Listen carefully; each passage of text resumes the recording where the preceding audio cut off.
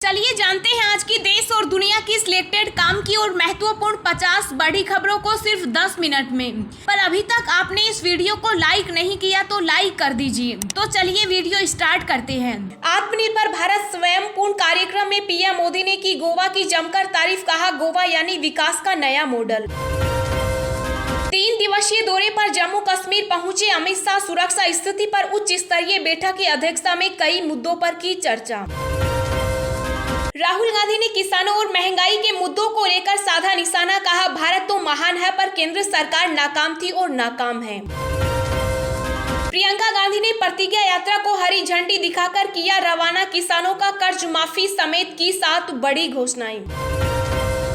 प्रियंका गांधी ने साधा योगी सरकार पर निशाना, कहा किसानों को प्रताड़ित करने में कसर नहीं छोड़ रही सरकार।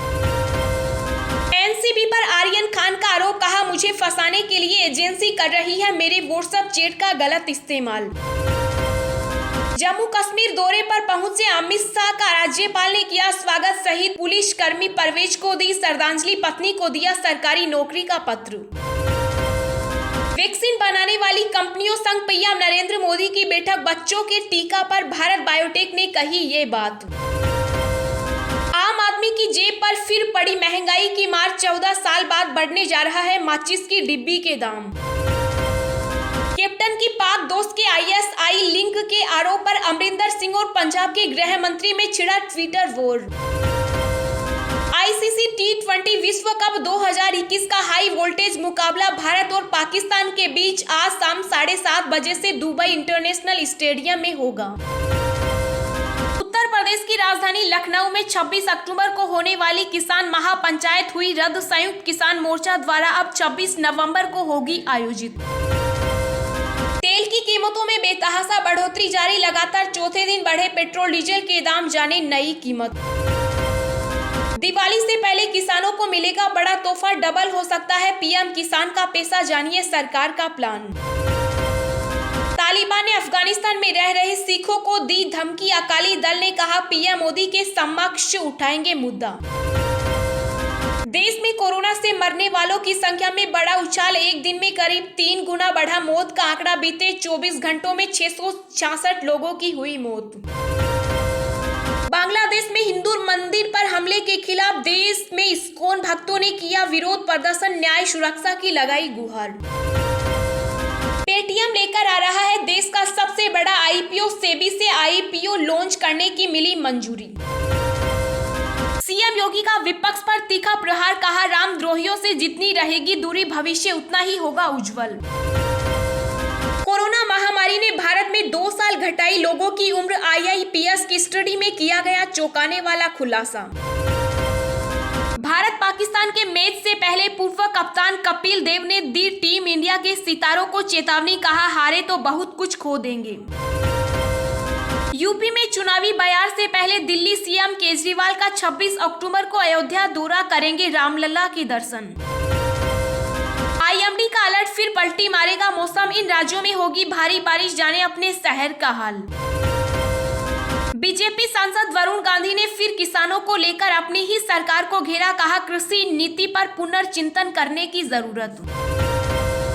सोने में फिर आया मामूली उछाल, चांदी के रेट में हुई बढ़ोतरी, जाने सराफा बाजार का ताजा भाव। अब अयोध्या कैंट के नाम से जाना जाएगा फैजाबाद रेलवे जंक्शन, सीएम योगी ने दी मंजूरी।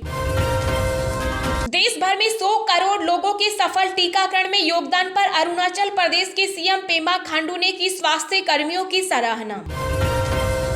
आईएसआई कनेक्शन की जांच पर कैप्टन अमरिंदर ने डिप्टी सीएम को दी नसीहत, बोले पहले कानून व्यवस्था पर दे ध्यान। पूर्व सीएम फारूक अब्दुल्ला ने बीजेपी पर लगाया धर्म के आरोप पर देश को विभाजित करने का आरोप, अनुच्छेद 370 को लेकर दिया बयान। स्कूल परिसर में नमाज पढ़े जाने पर सांसद प्रज्ञा ठाकुर ने जताई आपत्ति, कहा खतरे में पड़ सकती है लड़कियों की सुरक्षा। बॉलीवुड अभिनेता अक्षय कुमार की फिल्म ओ माई गॉड 2 का पोस्टर हुआ रिलीज, सोशल मीडिया पर लिखा हर हर महादेव।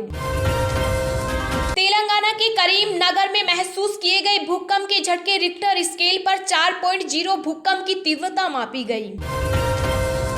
बॉलीवुड के बाद क्रिकेट की दुनिया में धमाकेदार एंट्री के लिए तैयार रणवीर सिंह, दीपिका पादुकोण खरीदेंगे आईपीएल की नई टीम। जी हां दोस्तों, और भी बहुत बड़ी काम की खबरें निकल कर आ रही हैं, इसलिए वीडियो को लास्ट तक जरूर देखना। तो चलिए अब जानते हैं जो महत्वपूर्ण काम की खबरें हैं उनको विस्तार से। पर इससे पहले अभी तक आपने इस वीडियो को लाइक नहीं किया तो लाइक कर दीजिए। आत्मनिर्भर भारत स्वयं पूर्ण कार्यक्रम में पीएम मोदी ने की गोवा की जमकर तारीफ, कहा गोवा यानी विकास का नया मॉडल। जी हां, प्रधानमंत्री नरेंद्र मोदी ने वीडियो कॉन्फ्रेंसिंग के माध्यम से आत्मनिर्भर भारत स्वयं पूर्ण गोवा कार्यक्रम के लाभार्थियों और हितधारकों के साथ बातचीत की। इस मौके पर गोवा के मुख्यमंत्री प्रमोद सावंत भी मौजूद रहे। इस कार्यक्रम के दौरान पीएम मोदी ने अपने संबोधन में गोवा की जमकर तारीफ की। उन्होंने कहा गोवा यानी आनंद, प्रकृति और टूरिज्म, लेकिन आज मैं यह भी कहूँगा कि गोवा यानी विकास का नया मॉडल, सामूहिक प्रयासों का प्रतिबिंब और पंचायत से लेकर प्रशासन तक विकास के लिए एकजुटता। पीएम मोदी ने कहा महिलाओं की सुविधा और सम्मान के लिए जो योजनाएं केंद्र सरकार ने बनाई उनको गोवा सफलता से जमीन पर उतार भी रहा है और उन्होंने विस्तार भी दे रहा है। जहां टॉयलेट्स हो, उज्ज्वला गैस कनेक्शन हो या फिर जनधन बैंक अकाउंट हो, गोवा ने महिलाओं को ये सुविधाएं देने में बेहतरीन काम किया। उन्होंने कहा गोवा में विकसित होता इंफ्रास्ट्रक्चर किसानों, पशुपालकों, हमारे मछुआरे साथियों की इनकम को भी बढ़ाने में मददगार साबित होगा। ग्रामीण इंफ्रास्ट्रक्चर के आधुनिकीकरण के लिए इस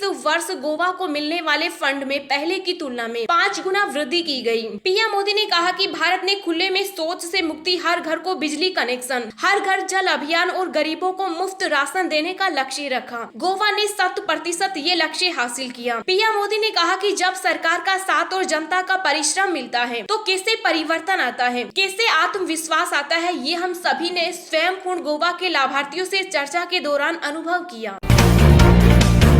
दिवाली से पहले किसानों को मिलेगा बड़ा तोहफा, डबल हो सकता है पीएम किसान का पैसा, जानिए सरकार का प्लान। जी हां, त्योहारी सीजन में किसानों को अच्छी खबर मिलने वाली है। दिवाली से पहले केंद्र सरकार प्रधानमंत्री किसान सम्मान निधि योजना की रकम को दोगुना कर सकती है। अगर इस प्रस्ताव पर सहमति होती है तो किसानों को सालाना 6,000 की जगह 12,000 रूपए मिलेंगे। किसान योजना की रकम दोगुनी होती है तो किसानों को मिलने वाली किस्त 2,000 रूपए से बढ़कर 4,000 रूपए हो जाएगी। बताया जा रहा है कि दिवाली से पहले केंद्र की मोदी सरकार इसका ऐलान कर सकती है। दरअसल हाल ही में बिहार के कृषि मंत्री अमरिंदर प्रताप सिंह ने दिल्ली में केंद्रीय कृषि मंत्री नरेंद्र सिंह तोमर और वित्त मंत्री निर्मला सीतारमण से मुलाकात की और इसके बाद मीडिया से कहा कि पीएम किसान सम्मान निधि की रकम दोगुनी होने वाली है। इसके बाद से ही पीएम किसान की रकम दोगुनी करने की अटकलें तेज हो रही है। बता दें कि सरकार ने इसकी पूरी तैयारी कर ली है।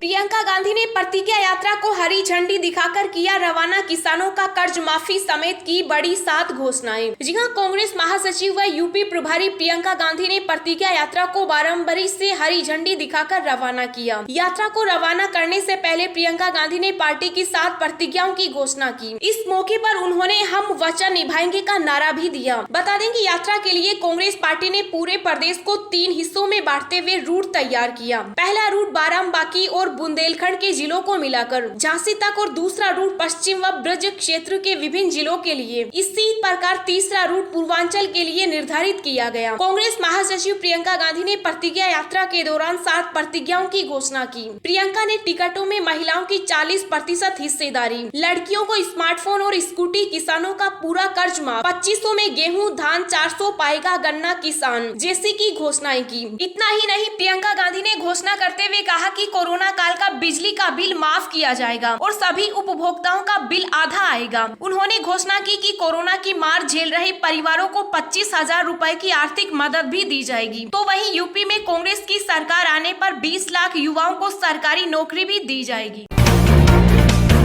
राहुल गांधी ने किसानों और महंगाई के मुद्दों को लेकर साधा निशाना, कहा भारत तो महान है पर केंद्र सरकार नाकाम थी और नाकाम है। जी हां, कांग्रेस के पूर्व अध्यक्ष राहुल गांधी ने किसानों की समस्याएं, महंगाई और सीमा से जुड़े मुद्दों को लेकर केंद्र सरकार पर निशाना साधा। उन्होंने कहा कि केंद्र सरकार नाकाम थी, नाकाम है। राहुल गांधी ने ट्वीट किया कि किसान परेशान है, महंगाई पहुंची आसमान, सीमाओं पर घमासान, भारत तो तब भी महान है और केंद्र सरकार नाकाम थी, नाकाम है। राहुल ने अपने ट्वीट में महंगाई का भी जिक्र किया। देश में महंगाई चरम पर है, पेट्रोल और डीजल के दाम लगातार बढ़ते जा रहे हैं। पहली बार देश में पेट्रोल 100 रुपए प्रति लीटर के पार बिक रहा है। साथ ही त्योहार के सीजन के आगमन के साथ ही किराना सामानों की कीमतों में इजाफा होने लगा है। रिपोर्ट की माने तो रोजमर्रा के जीवन में इस्तेमाल किए जाने वाले शक्कर, तेल, प्याज और आलू समेत लगभग सभी सामग्रियों की कीमतों में 5 से 10 रुपए तक बढ़ोतरी हुई।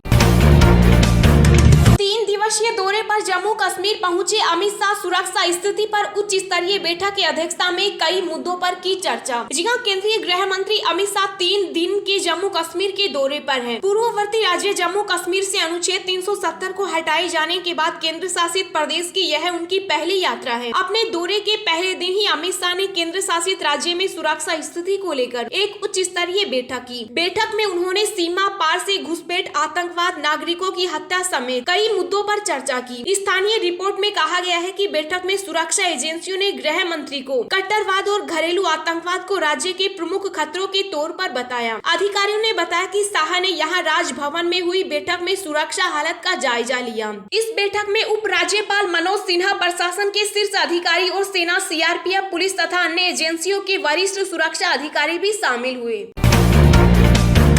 वैक्सीन बनाने वाली कंपनियों संग पीएम नरेंद्र मोदी ने की बैठक। बच्चों के टीका पर भारत बायोटेक ने कही ये बात। जी हां, प्रधानमंत्री नरेंद्र मोदी से मुलाकात के बाद भारत बायोटेक के चेयरमैन ने कहा कि कोरोना वैक्सीन की 100 डोज लगाने में भारत सरकार से लेकर आम आदमी तक ने अहम भूमिका निभाई। भारत बायोटेक के प्रमुख डॉक्टर कृष्णा एला ने कहा कि बच्चों के टीका को मंजूरी मिलने का हमें इंतजार है। डॉक्टर कृष्णा एला ने उम्मीद जताई कि जल्द ही बच्चों को लगाए जाने वाला वैक्सीन बनाने का लाइसेंस DCGI की ओर से मिल जाएगा। इसके बाद वैक्सीन का उत्पादन शुरू हो जाएगा। साथ ही देश के नौनिहाल को भी कोरोना वायरस के संक्रमण से प्रतिरक्षा प्रणाली मिल जाएगी। भारत बायोटेक के चेयरमैन एवं मैनेजिंग डायरेक्टर श्री एला ने कहा कि उनकी कंपनी 2 फेज के ट्रायल कर लिए हैं। ट्रायल में वैक्सीन ने बेहतरीन रिजल्ट दिए। उन्होंने कहा कि अगर बच्चों का वैक्सीन बनाने का लाइसेंस मिल जाता है तो उससे बच्चों को कोरोना से लड़ने वाली इम्यूनिटी मिल जाएगी और वैश्विक महामारी के संक्रमण से फैलने का खतरा कम हो जाएगा। उल्लेखनीय है कि 18 साल से कम उम्र के बच्चों का अब तक कोई भी टीका बाजार में उपलब्ध नहीं है।